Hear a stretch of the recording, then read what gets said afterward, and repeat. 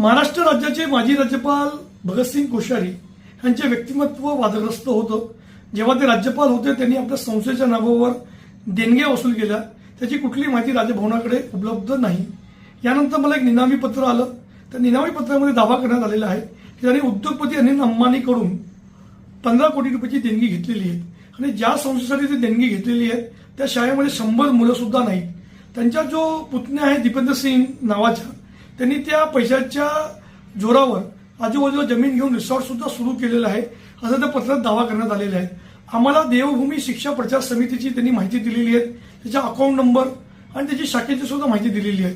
या संपूर्ण बाबीची तक्रार आम्ही आता माननीय राज्यपाल आणि मुख्यमंत्र्यांकडे केलेली आहे की यापूर्वी सुद्धा त्यांच्याकडे माहिती उपलब्ध नव्हती.